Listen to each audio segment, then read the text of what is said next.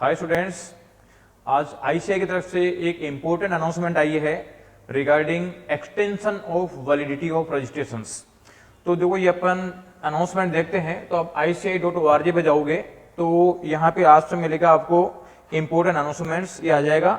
अब important announcement पे अपन जाते हैं तो ये आएगा extension of validity of registration period on account of cancellation and merging of May 20 exam with November 20 exams due to pandemic. तो देखो ये जो आपका आया है इसमें अपन डाउनलोड करते हैं आगे। तो इसमें ये जो आगे आ रहा है कि extension of validity of registration period on account of cancellation and merging of May 20 exam with November 20 exams due to outbreak of कोविड-19। तो इसमें जिन स्टूडेंट्स की जो रजिस्ट्रेशन की वैलिडिटी खत्म हो रही है, क्योंकि चाहे सीए फाउंडेशन हो, चाहे इंटर हो, चाहे सीए फाइनल हो, उसमें रजिस्ट्रेशन एक सर्टेन टाइम पीरियड के लिए किया जाता है और वो टाइम पीरियड अगर एक्सपायर हो रहा हो यानी रजिस्ट्रेशन की वैलिडेशन की रिक्वायरमेंट हो तो उसके लिए उसने काफी रिलीफ प्रोवाइड करी है और वो रिलीफ है अप टू 1 ईयर तक, यानी अप टू 1 ईयर तक की रिलीफ प्रोवाइड करी है।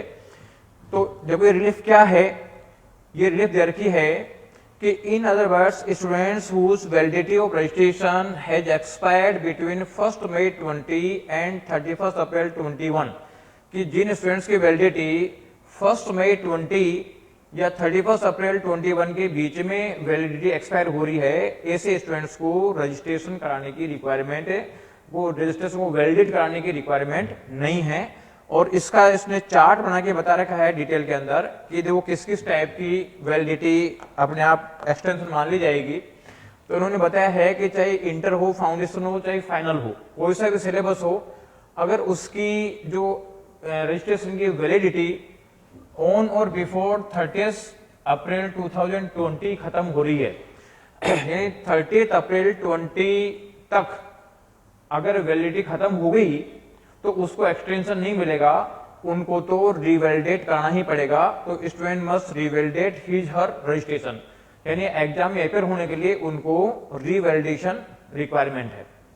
दूसरा, जिन स्टूडेंट्स का रजिस्ट्रेशन की वैलिडिटी 1 May 20 से लेकर 30 अप्रैल 21 के बीच में एक्सपायर हो रही है, बोथ डेज इंक्लूसिव है, तो ऐसे स्टूडेंट्स को रजिस्ट्रेशन को रिवैलिडेट कराने की रिक्वायरमेंट नहीं है, वो ऑटो रिवैलिडेट मान लिया जाएगा। तो no need to revalidate his her registration, such students can appear in November 20 and May 21 examination as the case में be without revalidating their registration. यानी ऐसे स्टूडेंट्स का जिनका रजिस्ट्रेशन का रिवैलिडेशन 1 मई से 30 अप्रैल 21 के बीच में होना था, उनको रिवैलिडेट कराने की रिक्वायरमेंट नहीं है, वो November 20 और May 21 एग्जाम में विदाउट रिवैलिडेशन एग्जाम में अपेयर हो सकते हैं। थर्ड पॉइंट दे रखा है जिनका ऑन 1 May 21, कि जिनका जो रजिस्ट्रेशन एक्सपायर हो रहा है 1 May 21 को, यानी 1 May 21 को जिनका रजिस्ट्रेशन एक्सपायर हो रहा है, ऐसे स्टूडेंट्स को May 21 की एग्जाम में अपेयर हो सकते हैं विदाउट रिवैलिडेशन। May 21 की एग्जाम में वो अपेयर हो सकते हैं। और जिनका एक्सपायरी डेट ऑन और आफ्टर 2 May 21 है, जिनका रजिस्ट्रेशन 2 मई एंड उसके बाद में एक्सपायर हो रहा है, तो ऐसे स्टूडेंट्स को रिवैलिडेट कराना पड़ेगा। तो student has to revalidate his registration for November 21 examination.